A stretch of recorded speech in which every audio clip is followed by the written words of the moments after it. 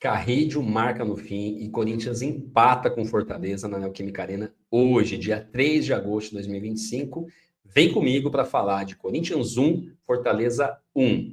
Este jogo, no meio aí dos derbys, né, que já aconteceu um na Neoquímica Arena e outro que vai acontecer na próxima quarta-feira, era um jogo que deixava a gente com aquela pulga atrás da orelha. Que time o Corinthians ia entrar em campo hoje? E o Dorival Júnior escolheu um time extremamente alternativo para poder enfrentar o Fortaleza.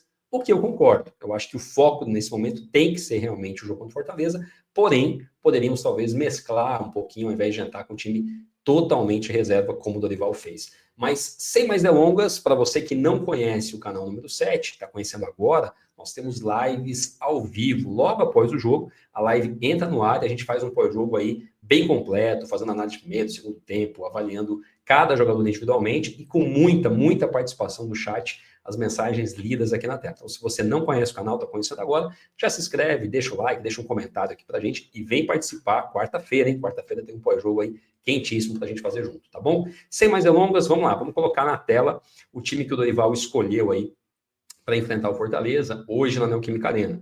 Com Hugo Souza no gol, importante, hein? No gol, com a nossa linha de defesa, com Andiletti, lateral esquerdo, que partida do Andiletti, vamos falar já dele, hein? Nossa dupla de zaga com Kaká e André Ramalho, surpresa aí, talvez um André Ramalho, o único titular aí nessa linha defensiva, com o Félix Torres. E Félix Torres, hein? Félix Torres não sai do Corinthians, mas está aí, estava o homem na nossa linha de defesa, em detrimento ao Léo Maná, que sequer foi relacionado aí pelo nosso banco de reservas.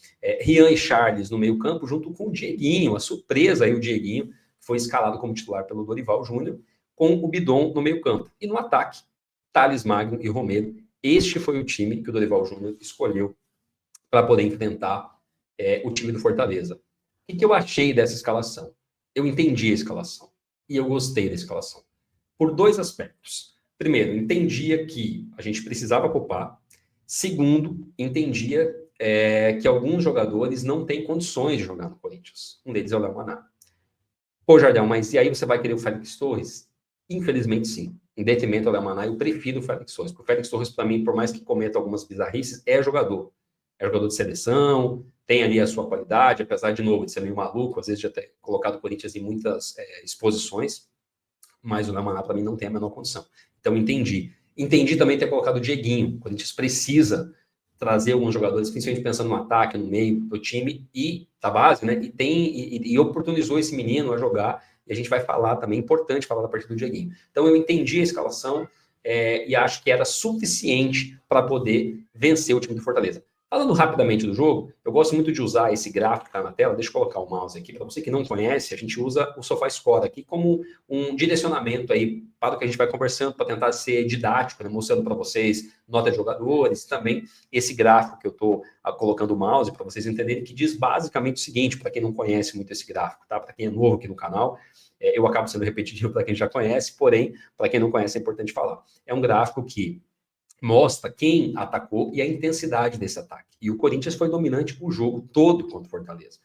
Mas falando do primeiro tempo, a gente sempre gosta de dividir aqui o primeiro e o segundo tempo.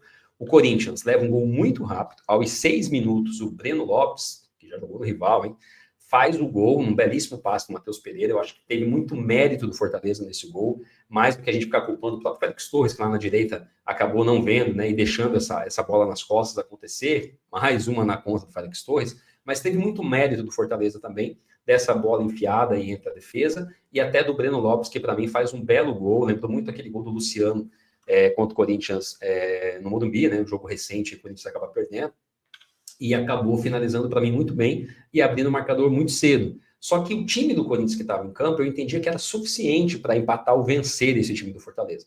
E o Corinthians demonstrou isso. Teve algumas boas chances no primeiro tempo, sem dúvida nenhuma. Duas boas com o Andileri e a maior delas com o Romero, que acabou chutando a bola para o mato, isolou, enfim, né? Não dá mais. O Romero realmente está devendo muito para o Corinthians, está devendo muito. Acho que tem serviço prestado, é um jogador que a gente acho que gosta muito. O corintiano gosta do Romero, mas não dá mais. O Romero já, né, cumpriu a missão dele, tem que encerrar esse contrato e seguir a vida dele, porque não tem mais condições. Deixa eu colocar na tela de novo, que o site atualizou aqui, eu preciso deixar a imagem para vocês na tela, tá? Então, o Corinthians continua pressionando durante todo o primeiro tempo, sem dúvida nenhuma, poderia e até deveria ter feito, né? Não acaba não empatando por demérito seu. O Fortaleza também não ofereceu muitos riscos, não ofereceu muita resistência, e o Corinthians, pela sua própria incompetência ou falta de efetividade, não consegue empatar o jogo no primeiro tempo. Quando chega no segundo tempo, o Dorival coloca, como diria o Vampeta, a cavalaria, né? Então ele faz de cara logo 4 substituições, tira o Romero para a entrada do Yuri, tira o Thales para a entrada do Memphis, tira, deixa eu até ver aqui, porque é tanta substituição que eu vou acabar esquecendo. Vamos lá, o Mateuzinho, né, entrou para ser do Félix Torres, e o Rian, tá tentando me lembrar, então o Rian sai para a entrada do Garro, e naturalmente, né, eu acho que não precisava ter ali 2, já tinha o Charles, ter também o Rian, então ele tira o menino, abre mão do menino, coloca o Garro e mantém o Dieguinho em campo para o segundo tempo. O Corinthians, para mim, no início do segundo tempo, acaba ficando um pouco envolvido com o Fortaleza. O Fortaleza ficou ali cozinhando o jogo, não queria jogar e também não queria deixar o Corinthians jogar, toda hora um jogador caído, não deixava esfriando o jogo mesmo, fazendo o futebol. O Fortaleza queria casar com aquele 1-0 e sair de Itaquera com 1-0.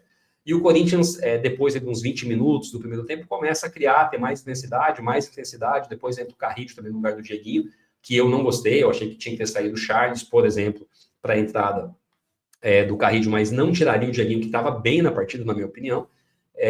E o Corinthians continuou colocando pressão, e o seu gol foi ficando maduro, tendo várias possibilidades, até que numa bola, né, para mim, num belíssimo cruzamento do Mateuzinho, uma boa cabeçada, mais um bom cruzamento do Mateuzinho, hein? E uma boa cabeçada do Yuri, o rebote, o Carrillo, que estava em posição legal na hora do cabeceio, acaba fazendo o gol aos 94 minutos, já estava nos acréscimos, e o Corinthians consegue arrancar esse empate no finalzinho, que ficou com gosto de vitória, né? Justamente porque foi mais no final, mas o Corinthians, para mim, não merecia perder essa partida. Com toda a dificuldade de ter colocado o time reserva no primeiro tempo, ter colocado aí a cavalaria já no início do segundo tempo, e mesmo não ter conseguido imprimir tanta ofensividade logo de cara, o que o Corinthians construiu ao longo da partida, para mim, foi mais do que suficiente para, no mínimo, sair com um empate de Itaquera. Poderia, sim, ter vencido o Fortaleza pelo que jogou, pelas oportunidades que criou. Falando individualmente de alguns jogadores, né, eu acho que não tem como a gente deixar de destacar o Odilere. O melhor jogador em campo, pelo SofaScore, inclusive, foi eleito aí, mesmo sem fazer gol, sem dar passe, teve a maior nota do aplicativo de tanto que jogou. O que jogou o Odilere foi brincadeira. Ele foi eleito também na transmissão da Globo como craque da partida. E eu acho que foi muito correto, fez jus à partida dele. Gostei demais da partida do Odilere.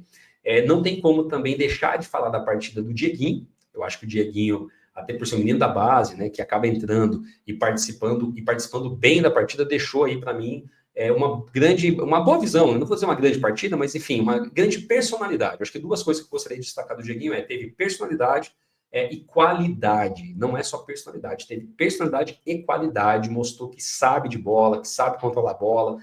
Agora é uma questão de minutagem, né? Dá mais rodagem para esse menino, que eu acho que o Corinthians pode sim ter encontrado aí, não sei se um ponta, um meio atacante, mas um jogador que vai, sem dúvida nenhuma, nos ajudar nessa reta final aí de Copa do Brasil, de Campeonato Brasileiro. Eu gostei demais do Dieguinho.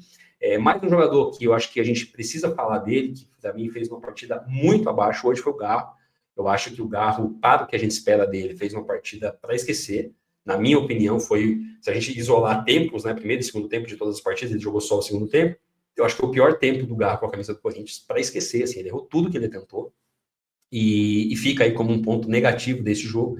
Eu acho que esses 3 jogadores, né, Fabrício Angeleri pela partidaça, melhor jogador em campo, o Dieguinho por ser um menino da base, e realmente se destacou, na minha opinião, e o Garro, né, deixou muito a desejar. Eu acho que o Yuri também, a gente pode questionar, o próprio Memphis, mas sem dúvida nenhuma o Garro, né, pelo que a gente espera dele. Foi uma partida muito ruim do Garro, mas sem dúvida nenhuma é um cara muito importante. Espero que nos ajude demais na quarta-feira, e eu conto muito com o nosso camisa 10, que veste a 8, tá? Não esqueça. Mas eu sempre vou dizer que o Garro é o nosso eterno 10, porque ele é muito diferente. Tá bom? Então acho que é isso. Para você que chegou até aqui, o finalzinho, gostou, achou bacana, deixa o like, deixa um comentário pra gente. Se você concorda com esses jogadores que eu falei, concorda com o Odilere que foi o melhor em campo, concorda que o Garro ficou devendo, deixa um comentário aqui pra gente, saber quem é você, da onde está falando, e vem participar da live com a gente, hein? Logo após o jogo, na quarta-feira, lembrando, tem Palmeiras e Corinthians aí pela Copa do Brasil, e a gente entra ao vivo, e aí sim, nessa live, com mais calma, a gente fala do primeiro tempo, do segundo tempo, e falamos jogador 1 a 1, fazemos uma avaliação individual de todos os jogadores e principalmente dando moral para você que está com a gente, você que está no chat, mensagem na tela, troca de ideia, vem participar do N7 com a gente, tá bom? Obrigado, um grande abraço, fique com Deus, é nóis. Vai Corinthians, valeu, fui!